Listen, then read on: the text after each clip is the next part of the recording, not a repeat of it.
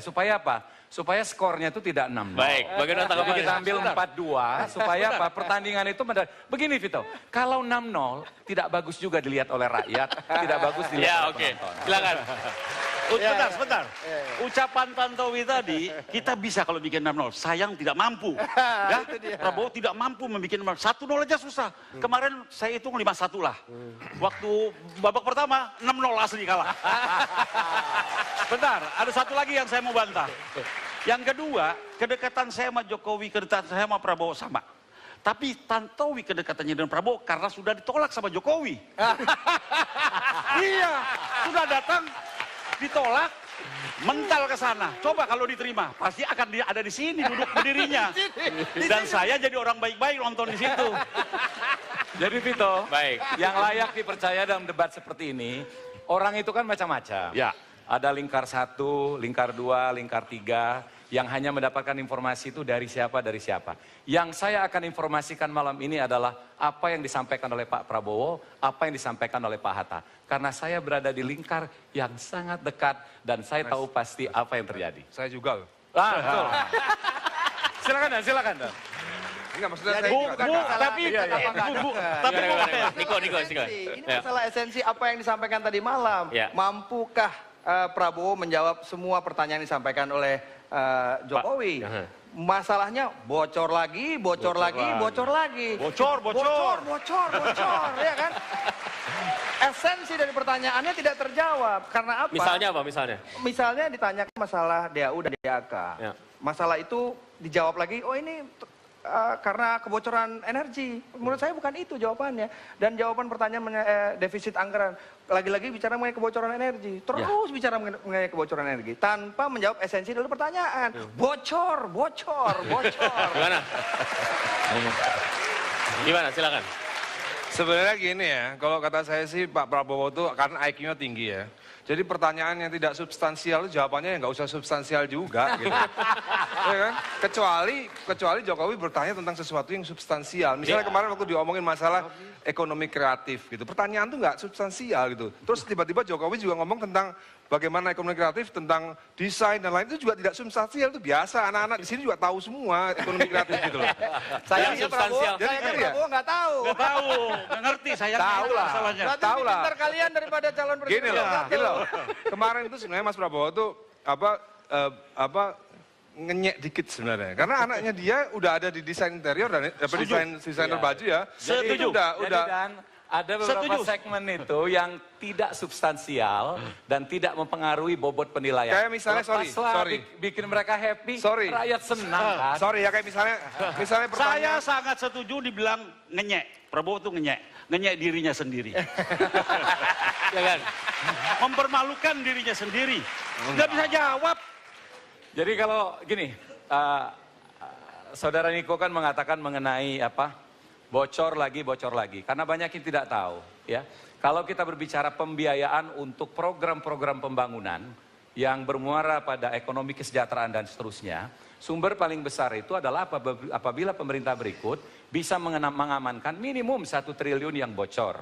Ya, jadi kata bocor itu memang harus digarisbawahi karena kita belum memperhatikan itu.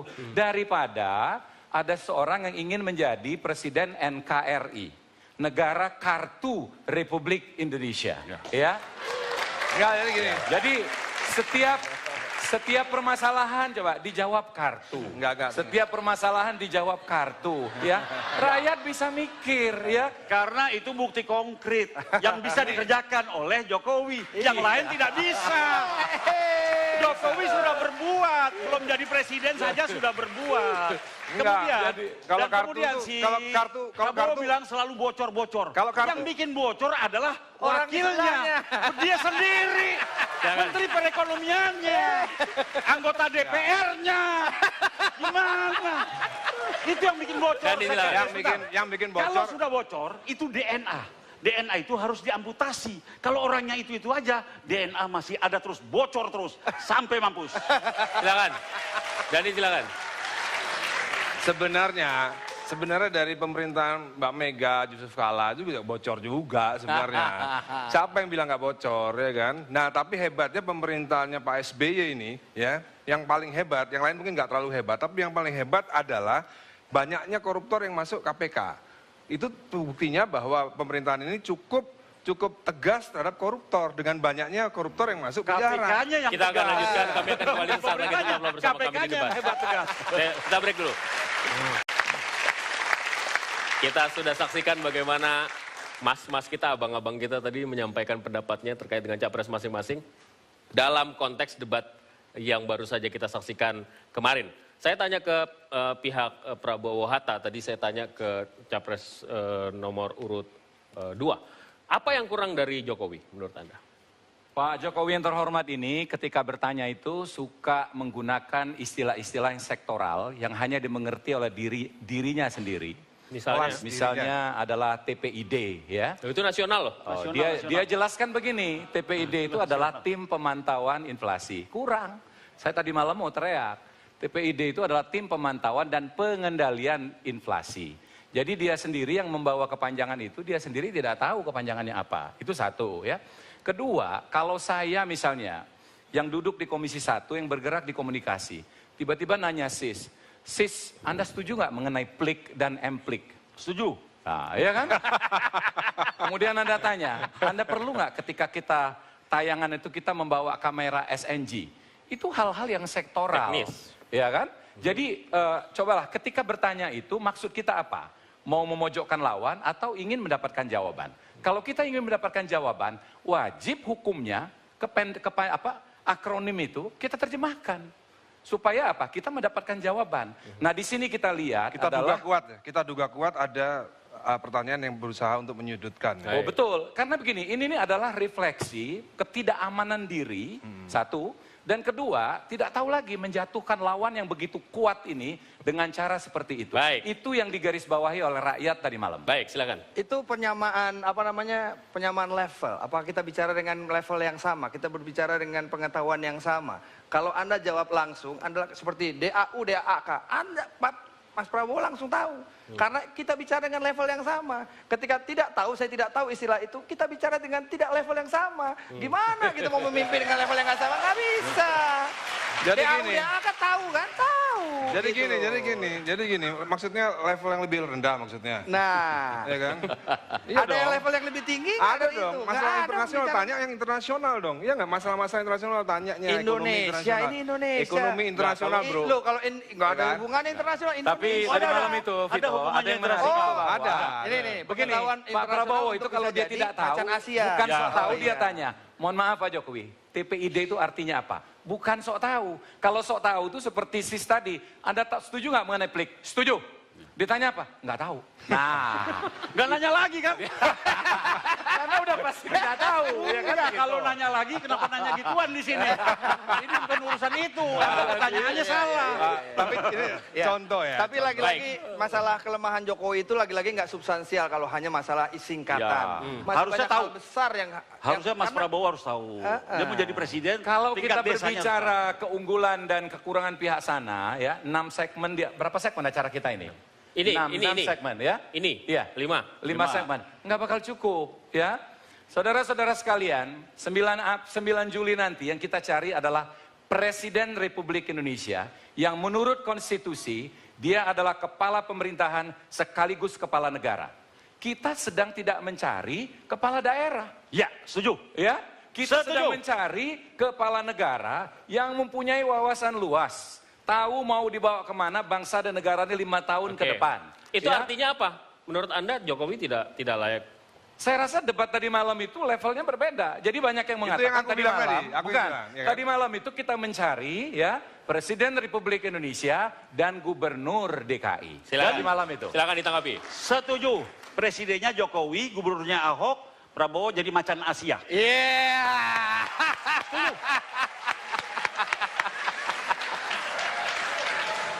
Iya kan? Karena kita mencari presiden yang punya pengalaman di tingkat wali kota, gubernur seperti di Amerika. Gubernur belum, Mayoritas. sorry, gubernur belum. Sudah. Belum. Udah dipilih. Sudah jabatan Belum sudah dilantik. belum terbukti 5 Sudah tahun sukses. dipilih. Belum terbukti sukses Sudah 5 tahun. dipilih. Sudah 2 tahun. Terbukti sukses 5 Sudah 2 tahun. tahun. 2 Jadi, tahun. Sorry, 2 tahunnya itu bisa kalau membersihkan waduk Ria Rio, waduk Pluit yang 10 tahun tidak bisa dibersihkan oleh orang lain. Benar nggak? Iya, cuma Semua. 2 tahun sama Jokowi. Waduk yang lain Apalagi juga ada yang belum Indonesia selesai. kecil. Yang Nanti diceritakan kalau yang jadi selesai. presiden, semua ibu kota diberesin sama dia. Iya, Semua itu. provinsi diberesin. Sampai tingkat desa. Nggak mungkin lah. Jadi gubernur Jakarta aja belum bisa kok. Loh, Siapa bilang? Belum bisa. Belum terbukti 5 tahun.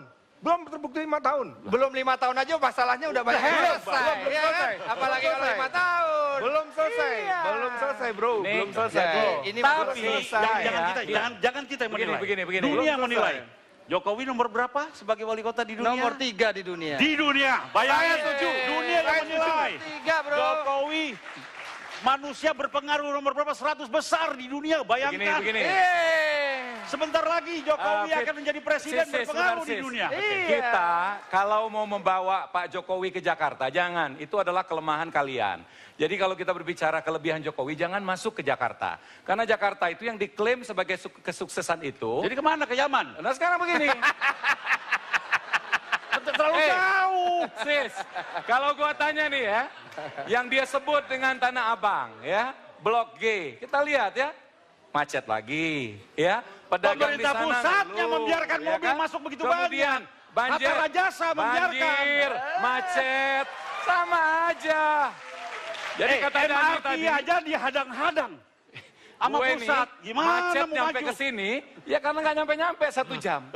Jadi, Karena apa? jadi ini Karena adalah pemerintah permasalahan. pusat- Jadi jangan ngomong Jakarta, karena Jakarta itu adalah titik lemah Jokowi. Karena pemerintah pusat yang menghadang-hadang kemajuan Jokowi. Kata siapa? Mau ngilangin Kata macet, siapa? Mobil dibiarkan Kata masuk oleh siapa? Menteri Perekonomian. Kata siapa?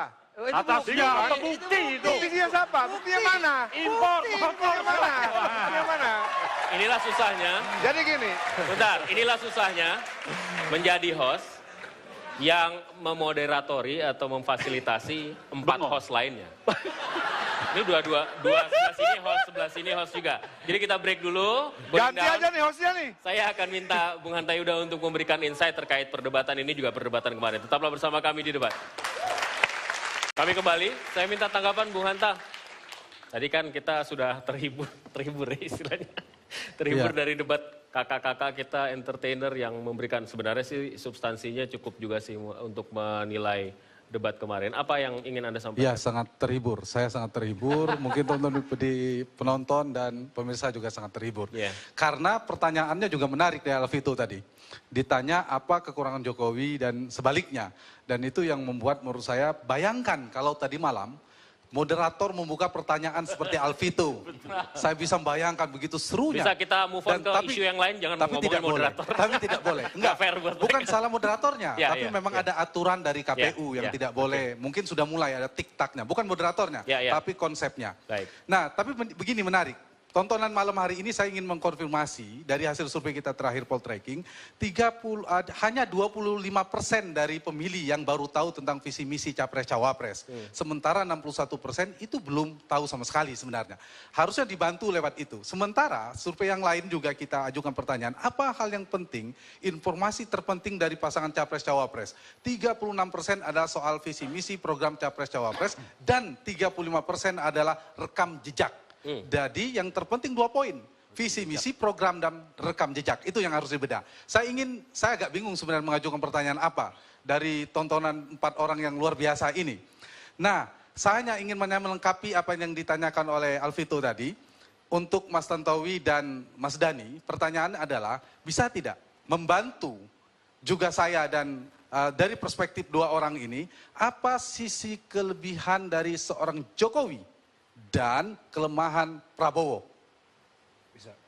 Mudah-mudahan bisa objektif. Sebalik yang kedua, Mas Sis dan Mas Walaupun Riko. kita ragukan itu. Iya, saya berharap itu. Kita mau melihat objektivitas. Sini juga ini. ya, apa keunggulan bisa Prabowo? keunggulan dari seorang Prabowo dan sedikit kelemahan dari Jokowi menurut Anda secara jujur. Baik. Terima kasih. Silakan dijawab dulu.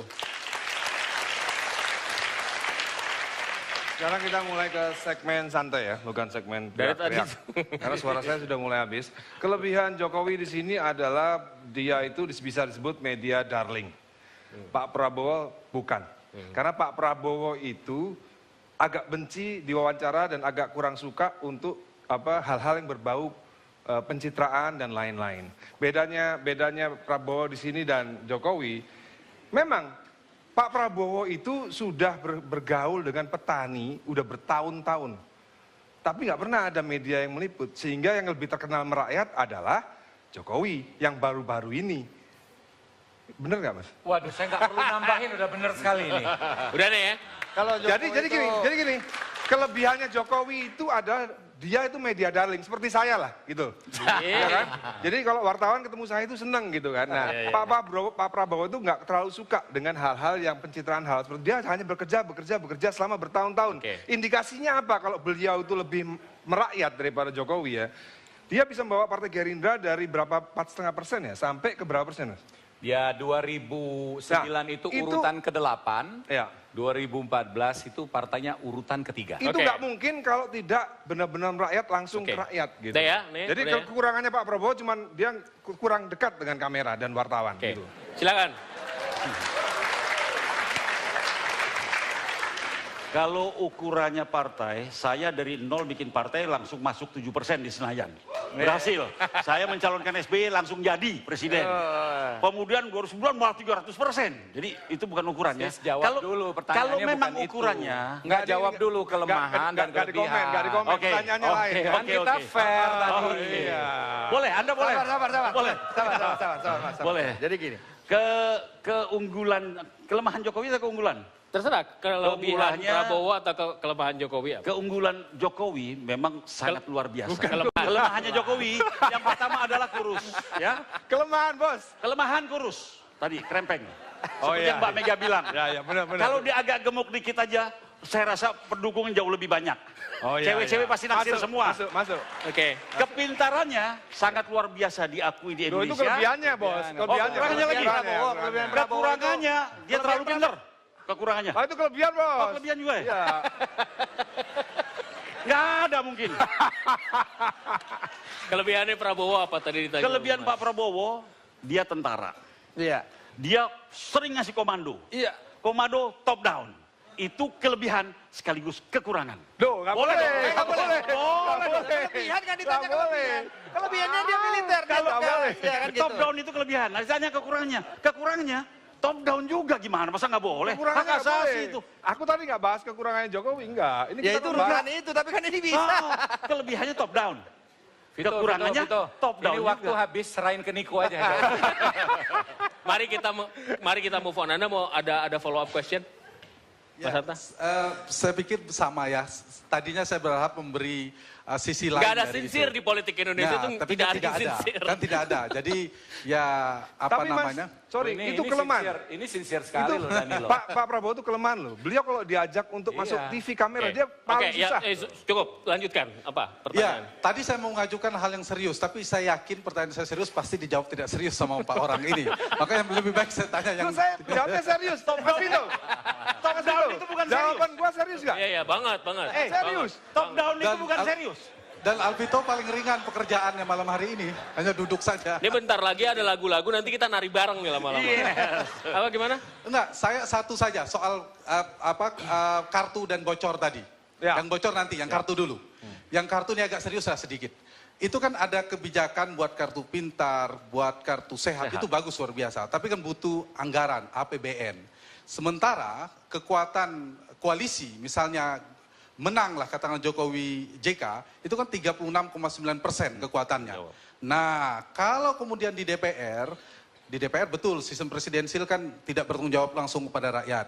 Tapi juga butuh untuk menyukseskan kebijakannya harus dukungan dari rakyat. Nah, harus 50% plus 1. Itu gimana kiatnya kira-kira dari tim Jokowi JK untuk menjawab itu? Kalau ini pertanyaannya apa sebentar? Ini pertanyaannya Satu dulu barangkali biar fokus. Jadi gini, ini Enggak, ini saya kasih bonus.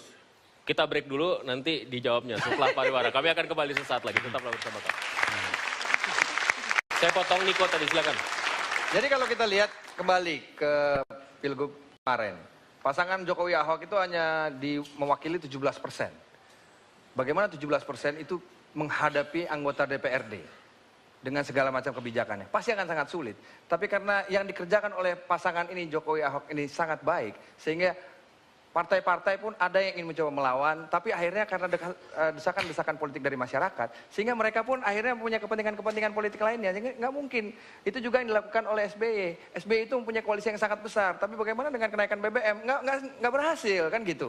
Itu menunjukkan bahwa partai-partai ini pun masih punya common sense untuk menentukan, nggak semenang koalisi, langsung mereka sama-sama bergabung dan menentukan menjadi oposisi gitu. menjadi oposisi. Itu nggak jadi seperti itu.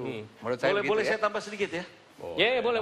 Jangan banyak-banyak, Mas. Kalau kebijakan Jokowi sama JK nanti bagus, pro rakyat, Iya. kemudian DPR tidak menyukai, ya rakyat berkelahi sama wakilnya saja. Iya, pasti. Kalau memang bagus, kemudian track recordnya tidak ada bocor-bocornya, tidak pernah korupsi, pasti rakyat akan membela dan DPR yang tidak membela Akan aneh. kehilangan. Akan kehilangan. Baik, konstituennya.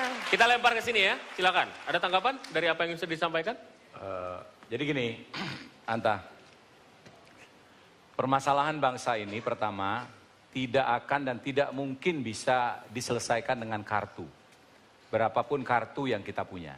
Indikasi. Itu yang pertama ya. Indikasi susah. Yang kedua, Ini setiap kartu. kartu itu Pertanyaannya Nggak, ulang tuh. karena kan awalnya begitu. Nggak, ini Karena menimpali, begini ya, menimpali. gini akan kesana saya. Katakanlah kartu itu dijalankan. Setiap kartu itu memerlukan anggaran besar. Nah, salah satu hak sebagaimana yang diatur oleh konstitusi kita, hak dari DPR itu adalah anggaran. Saya setuju dengan pendapat Anda bahwa presiden manapun ya akan sulit bekerja dengan baik jika tidak didukung oleh kekuatan di parlemen.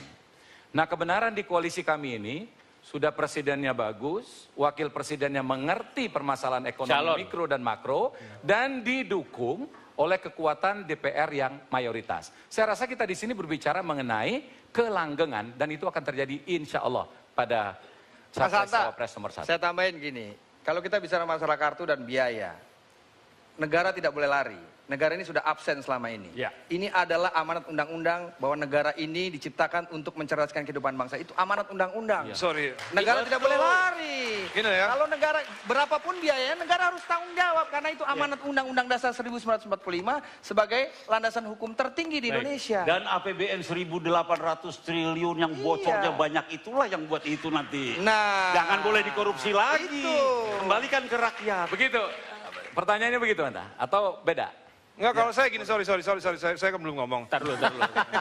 Gini loh, masalah kartu ini kan sesuatu yang belum lolos fit and proper test ya. Mungkin saja kita Mas punya ide yang lebih baik daripada kartu. Ya, mungkin betulan sekarang kan? belum ada ya Mas. Mungkin, lo ada dong. Kartu kredit kita. Artinya apa? Kartu itu masalah teknis yang biasa lah menurut saya, bukan sesuatu hal yang luar biasa. Mas Kartu- Dani, buat kita masalah kartu itu masalah biasa. Buat Buat saudara-saudara rakyat, tapi. kita yang tidak bisa sekolah, Yang itu tidak adalah bisa masalah yang rumah luar sakit. biasa. bukan. Sorry. Iya, buat kita itu nggak ada masalah. Dan Sorry. Kartu dan itu. solusi kartu ini lebih Lebih dahsyat. lebih dahsyat masalah- dari BPJS misalnya gitu. Iya. Yang Bukan- sudah ada sebelumnya gitu ya. Kartu itu kan teknis ya, kartu itu kan teknis aja. Kalau niat kita membantu masyarakat ya nggak usah pakai kartu juga bisa. Baik. Artinya gini loh, Kalau nggak pakai apa kartu yang disebut korupsi fit ya. kartu itu juga harus lolos fit and proper test nanti di DPR nanti. Siapa yang akan melaksanakannya? Iya kan? Kalau yang melaksanakan Niko, lu percaya nggak? Percaya. Percaya. Percaya. Kan? Saya Jadi- anggota dewan bukan eksekutif. Oh iya, Pelaksana yang eksekutif. mungkin temennya. Jadi gini, apa semua itu kan masalah teknis nanti bisa dibicarain di DPR. Kalau memang semuanya masuk fit and proper test, semuanya masuk akal semua, kita juga nggak akan neko-neko untuk ngeyesin karena menurut saya ide kartu itu biasa aja. Dan Kalau saya sih yes. kartu itu simbol, Ya. simbol keberpihakan terhadap masyarakat pada umumnya. Itu Yes juga. bukan masalah kartu, it's a simbol keberpihakan. Silakan Bung Hanta. Baik, ya mungkin saya poinnya bukan soal kartu. Oke, itu Iya. teknisnya ya, implementasi dari program. Tapi poinnya adalah soal bagaimana seorang presiden nanti menyukseskan kebijakan-kebijakannya ketika berhadapan dengan DPR. Tapi tadi saya dari Mas Niko tadi soal jawabannya maupun dari Mas CNS soal rakyat. Tapi catatan saya adalah bicara konteks rakyat yang mana kan banyak nanti. Akan tidak bisa juga bahwa yang penting kita akan membawa aspirasi rakyat. Pasti akan berhadapan dengan DPR, realitasnya seperti apa. Saya Lalu juga Mas rakyat. Niko, untuk di daerah itu konteksnya agak beda. Parlemen di DPR dengan DPRD agak sedikit beda. Tapi ada satu, tapi rasionalitas itu saya kira bisa kita terima. Tapi juga penting, kalau 36, ini kan soal koalisi ramping dan yang agak tambun tadi. 36,9% ini saya yakin, kalau saya akan mengajak Golkar masuk ke koalisi ini. Jadi kalau Jokowi JK menang, saya yakin Golkar, Mas Tantowi akan gabung di sana. Pendapat. Lalu menjadi 52%. Kata Mas Roy Martin pasti. Ini kode Berarti apa gimana? aman. Ya, keyakinan saya di situ. Yang paling mungkin bergabung di sana, kalau Jokowi JK menang adalah Golkar. Dan yang kedua Mas Santo mungkin gimana, PAN. Mas Santo? Kalau Dijawab. PKS dan Gerindra kecil Kalau kemungkinan. Golkar gimana tadi jawabnya? Mungkin Enggak, katanya. udah. Ya, itu satu. Belum boleh pertanyaan Enggak sebelah. apa-apa, ditangkapi aja dulu. Silakan. Seandainya menang. Saya dan Partai Golkar itu tidak mau berandai-andai. Jadi penting bagi kita sekarang dan komitmen kita penuh dan keyakinan kita penuh bahwa pasangan Prabowo Hatta ini akan menang sehingga kita nggak perlu repot-repot memikirkan koalisi berikutnya. Itu jawaban kami. Baik. Anda punya pertanyaan yang sama atau pertanyaan berbeda Ya, untuk berbeda. pihak pasangan Berbeda nomor ya 1? sekarang. Silakan. Iya, tapi soal Golkar tadi saya yakin sekali nanti Golkar akan merapat kalau Jokowi JK menang. Ini seandainya. Karena Kalau DNA-nya sekarang nggak kalau oposisi. Prabowo Ya. dan Hatta, pertanyaan yang sama tapi dengan pendekatan berbeda. Kalau tadi lebih pada kuantitatif koalisi, ini lebih pada kualitasnya. Kita tahu bahwa sekarang pemerintahan Pak SBY Budiono didukung oleh hampir 75 koalisi, melampaui yang sekarang 53% yang dimiliki oleh koalisi Prabowo Hatta. Tapi tidak ada jaminan tadi seperti dikatakan, ketika ada kenaikan BBM, seringkali dua paling tidak partai yang berbeda. Paling tidak berbeda, tanda petik melakukan politik dua kaki. Dia berkoalisi di pemerintah karena punya menteri partainya, tapi di saat yang sama kerap melakukan peran tanda petik oposisi di parlemen. Paling tidak dua partai yang sering saya catat melakukan riset tentang ini adalah satu PKS yang kedua Golkar. Nah, bagaimana untuk menjaga soliditas itu? Baik, Nanti dijawabnya kami akan kembali sesaat lagi. Tetaplah bersama kami. koalisi itu adalah gabungan dari partai-partai politik. Memang tidak mudah, Hanta. Karena setiap partai politik itu mempunyai ideologi dan mempunyai kehendak masing-masing. Tapi kalau kita lihat kenapa koalisi gemuk yang sekarang ini ada tidak sukses dan tidak terrefleksi hasilnya, padahal komposisinya demikian baik dan demikian besar. Koalisi itu kan ada pemimpinnya. Nah, kalau saya melihat koalisi yang akan dibangun oleh Pak Prabowo dengan 5 partai lain ini yang disebut dengan koalisi merah putih ini adalah koalisi yang pertama, semangatnya itu sama. Kedua, walaupun basisnya adalah nasionalis dan Islam, tapi mempunyai kesamaan terkait dengan pembangunan ekonomi kerakyatan. Itu yang mengikat kita. Sehingga insya Allah dalam perjalanan itu tidak akan ada yang pecah kongsi. Yang ketiga, yang juga tidak kalah pentingnya adalah bahwa di bawah kepemimpinan Pak Prabowo, saya rasanya yakin bahwa koalisi ini akan utuh sampai dengan akhir pemerintahan beliau nanti. Saya tambahkan. Dan jangan disamakan ya Pak SBY sama Pak Prabowo. Sorry karena mereka berdua sama-sama TNI, tapi kita tahu Pak SBY bukan prajurit tempur, Pak Prabowo prajurit tempur. Jadi memang nggak sama. Dan saya yakin kepemimpinan Pak Prabowo akan lebih tajam lagi karena kegagalan koalisi sebenarnya itu adalah kegagalan SBY menurut saya. Jadi saya yakin yang kali ini koalisi ini tidak akan gagal karena saya tahu bagaimana Pak Prabowo akan memimpin koalisi ini ke depan. Baik, tanggapi? Karena sebenarnya gini Mas Hanta, kita tahu bahwa teman-teman yang ada di mendukung kubu Prabowo, Mas Prabowo ini adalah mereka-mereka yang sudah terbiasa mengingkari komitmen mereka. Betul kan? Mereka sudah terbiasa, jadi benar. Jadi mereka, apa alasannya untuk mereka tidak mengulangi lagi? Melanggar komitmen yang sudah mereka jaga, mereka buat. Mereka adalah orang-orang yang melanggar komitmen itu. Dan mereka punya kesempatan yang sama dan punya kemungkinan yang sama untuk melanggar itu kembali. Saya yakin. Ini untuk Fadli nggak ada di sini, nanti Fadli akan ngomong yang lain kalau ada di sini. Terkait dengan pengingkaran itu. Bung Hanta, saya yakin nilai-nilai kebaikan yang akan dikobarkan, akan diberikan kepada rakyat. Apabila tidak disetujui atau dihambat oleh koalisi yang besar, pasti akan lahir parlemen jalanan untuk melawan itu. Saya yakin. Membela rakyat, rakyatnya pasti yang dibela akan bergerak. Ya, tanggapi? Kalau saya sih terlalu suuzon ya untuk bilang seperti itu ya karena Kalau iya suuzon Mas. Kita harus selalu berhusnuzon. Oke. Ya kan? Baik-baik kok. Kan saya bilang kalau Iya, mau memberikan tapi yang baik-baik. Suzon, kita koalisi kita lagi, saya bukan anggota DPR kan. Maksud saya koalisi ini belum tentu akan menjegal semua segala macam keputusan atau undang-undang yang akan dibuat. Belum tentu. Pertanyaannya tadi kalau Iya. eksekutif dihadang oleh legislatif yang gemuk. Ya, Kalau keputusan eksekutifnya cara baik. berpikirnya SIS itu bukan cara berpikir politisi. Politisi itu tidak 1 tambah 1 sama dengan 2. Nah itu susahnya, nggak bisa politik berdebat itu jadinya. isinya adalah cara bernegosiasi, cara berkompromi. Karena ujung dari politik itu adalah kompromi. Di situ dibutuhkan adalah politisi-politisi yang mempunyai basis yang sama, ya. Kemudian kepiawaian karena faktor pengalaman. Baik. Karena disitulah maka pemerintah itu dijamin akan mendapatkan dukungan permanen yang akan menghantar pemerintah itu sampai dengan masa tugas. Kalau saya sih gini, Mas, terakhir. Kalau saya sih gini, seperti pepatah Inggris ya, there is no bad team, only bad leader. Jadi saya yakin dengan Pak Prabowo jadi presiden, saya yakin beliau akan jadi Oke, good leader. silakan. Baik. Hanta. Ya, poinnya sama ya, saya kira menarik. Mas Dhani lebih pada leadership, personalitas dan gaya kepemimpinan presiden. Itu menjadi variabel penting.